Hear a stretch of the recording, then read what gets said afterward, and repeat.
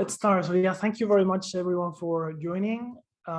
Today, I'm going to talk about filter pruning in general, and also for this, we'll also talk about this CVPR 19 paper titled Filter Pruning via Geometric Median.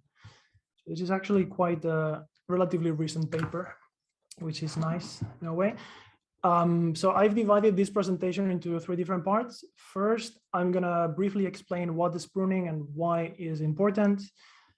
Second, I'm going to give an overview of existing methods and current trends. And for this, I'm basing my little knowledge on, I think I read about 20 to 30 different papers on filter pruning from the recent ones. So I think I can give a nice overview. And this is very helpful for understanding the importance of the paper that we will discuss later today. And it's also very useful if you want to apply pruning, because then you will know different ways, different methods. And also if you want to research about pruning, because then you will have this very nice overview. And of course, this overview is just my personal view of the field in the last years. And then, yeah, finally, I will talk about the paper. Right. So filter pruning or pruning in general. So pruning basically refers to removing connections between neural networks, or to remove the weights, right, or certain weights. And why do we need pruning? Why can't we just buy a bigger GPU if we have the money, of course, which is not usually the case? But why pruning is nice? Well, even if we have very nice GPUs available, there are many devices or environments that have low computational capabilities, right? You can think of them as, for example, the smartwatches or embedded systems like inside cars, or even in browsers. Now we can run TensorFlow or PyTorch models in the browser, right? So in these environments, we have lower storage, memory, processor, and it's also crucial for keeping the battery. So it is actually quite beneficial to use small models rather than the big ones. And then there is another reason that I quite like so much, but I haven't seen this too much written on the papers, right? And it's that if you have small models, they are easier to interpret, right? So in a way, they are more transparent. And this is simple to understand. If you have a very big model and you want to understand what's going on inside it when you are running or passing some image, right? If you look at the feature maps, well, in a big models, you will have so many feature maps to look at. So it's quite hard to understand for a human. But if you have a very small models with just very few layers and very few feature maps, it can be easier to understand, right? And this interpretability aspect is very important in certain environments, for example, in medical imaging, or probably many others, right? And by the way, I'm mainly talking about pruning in convolutional neural networks, just as a clarification, right? So I've seen that there are two different types of pruning, basically. So on the highest level, we can divide it into unstructured pruning and structured pruning. So the unstructured pruning is basically you remove weights without caring too much about the structure of the weights that you're removing, right? So in a way, this is what dropout does, right? If you know about dropout, it removes weights, different weights randomly for every epoch, and it does it in a total random way, right? So you end up with sparse matrices.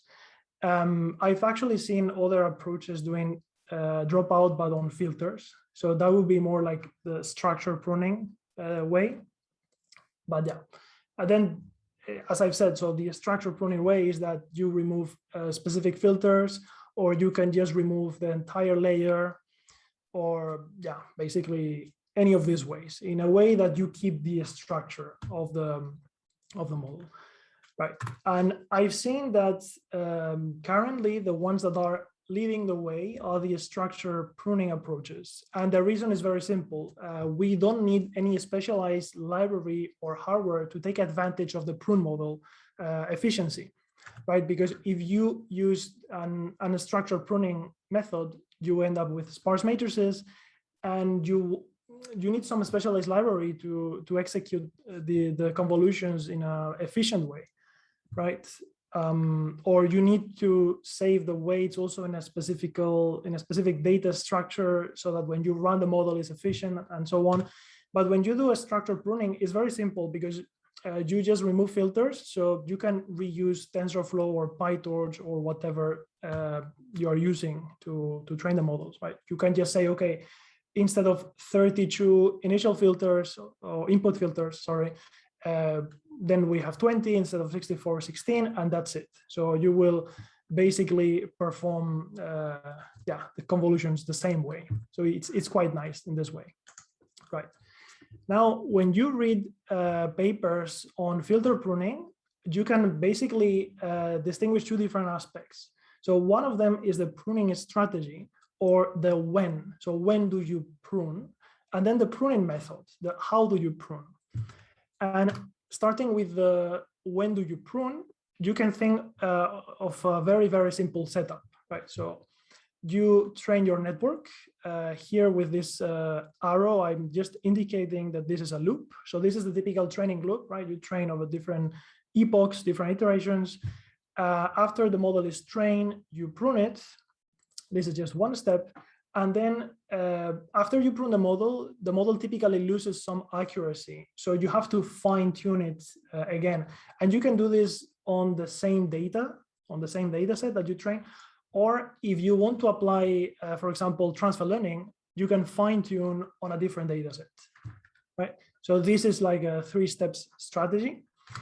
You can also merge the pruning process into the training. So for example, you train for one epoch, then you prune, then you train another epoch, you prune, and so on. And then at the end, you fine tune. Or you can incorporate the pruning into the fine tuning in the same way. So this would be like sort of 2 steps. Or you can first train the model and then you prune it, you fine tune it for many iterations, and then you do this whole thing many times, right? So there are many different ways to decide when to apply pruning, right? But yeah, let's now talk about the how do you apply pruning.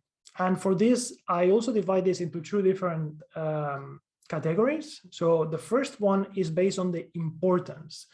And the goal is to remove unimportant channels, or channels that we, for some reason, we consider that are not important. So imagine these are the weights for one specific layer, and these are the filters. It can be the filter maps or the weights, whatever. And then you first have to rank them. And after you rank them, you get some numbers. And after that, you just set up a threshold and say, for example, here, okay, everything below 0.15, we get rid of it. And that's it, basically. So for this type of approach based on importance, we need a heuristic function. It can be, for example, L1 norm, L2 norm, the rank, the derivative. It can be anything you want, basically. And then this function is applied to a filter descriptor.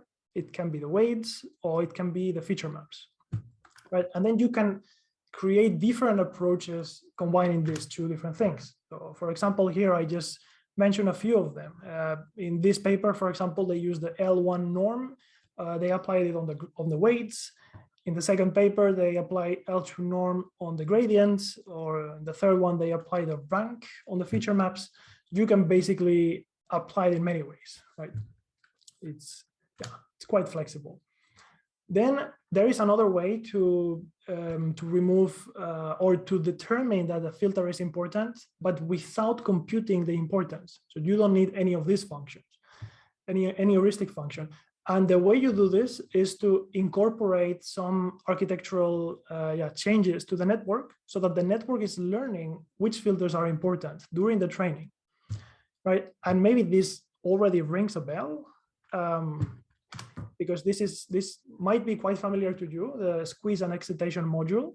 We actually talk about this in the 3rd section of init. And briefly, this is a module that you can incorporate into the neural network.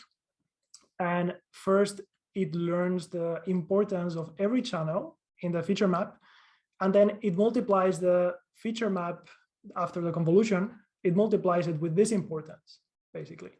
So some of these pruning methods, they will just incorporate something like this to learn the importance. And then again, they just threshold it to remove the ones that are not important. And I've seen many variations of this approach. I remember a paper in which the importance values, they are forced to be between 0 and 1. And another paper I remember, they force it to be binary. So the importance can only be 0 or 1. So then it's even easier to prune. So yeah, you can have many variations of this, right? And basically that's it about the approaches based on the importance. Now we have these other approaches based on redundancy, in which the goal is to remove redundant channels or redundant filters. And with this, I'm going to start now talking about the paper, right? Because this paper actually belongs to this category.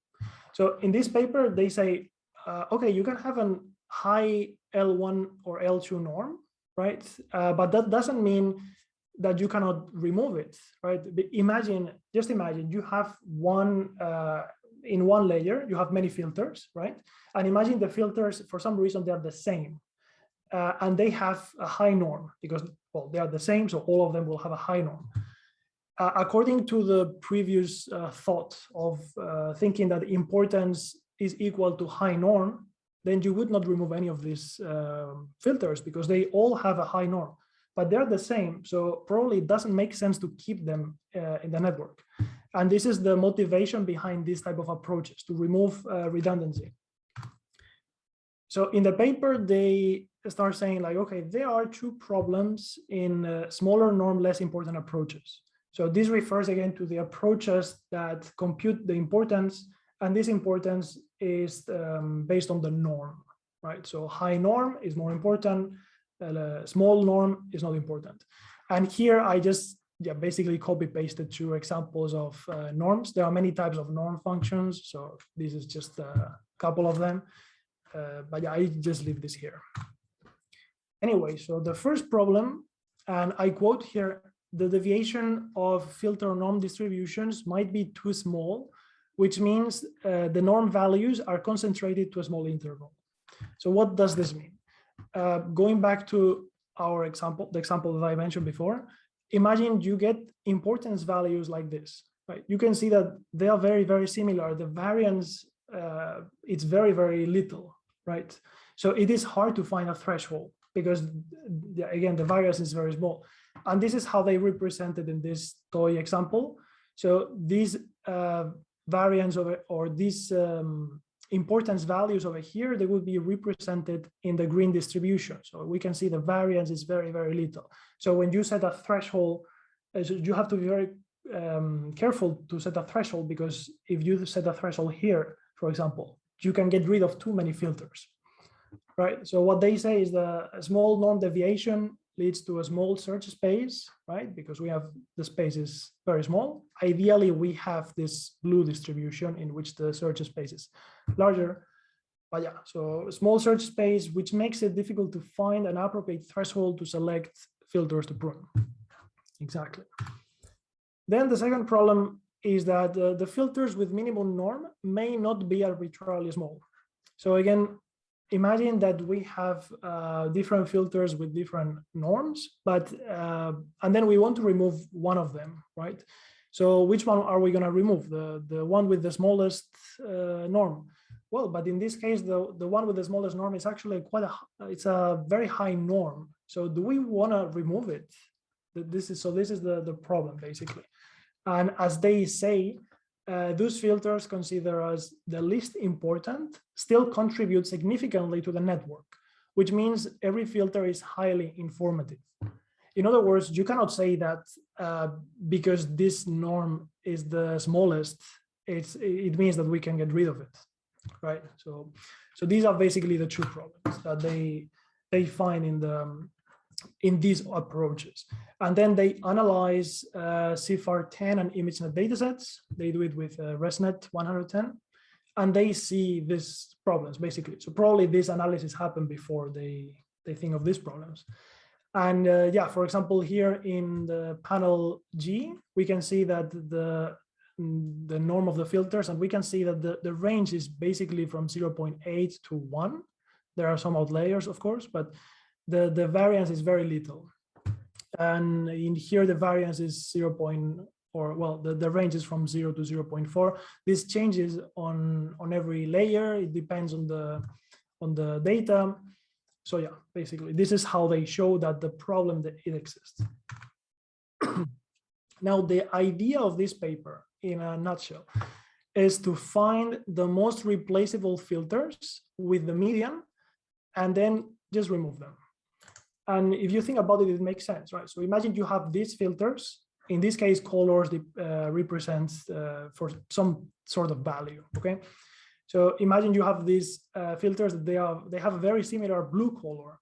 Probably you can just remove one of them because you can replace it by the others, right? So remember that in one layer, all the filters, they are basically dependent. So you can represent this filter combining the other ones. So yeah, you can just remove this one easily. This is how they do it, right? They use a distance function for this. So find which filters minimize the summation of the distance with other filters. So we find the x that gives us the minimum over the summation of this value. So x is the filter we want to find, and the other ones are the rest of the filters. And we do this for every layer and every filter and so on. So just as a very simple illustration, for example, we are iterating over the filters, right? So first we select this filter, we compute the distance of all the filters to this filter, then we do the same with this filter, and then we see that the sum of the distances in this case is smaller than in this other case. So this one, it can be considered as the median. So this is how they do it. They use a distance function for it. Here they provide a more formal description of the algorithm. So you give the input data, you give a pruning rate, so the number of filters you want to prune, well, the rate. Then you initialize the model, and then you iterate for a number of epochs. Then you update the model parameters. This is the typical learning step. And then after every epoch, you iterate over each layer of the network, find the median filter that we want to replace, and then we zeroize the filter or filters. So we remove it basically. So that's it. The algorithm is quite simple. And after this is done, you can actually fine tune the model to still achieve even higher accuracy, right?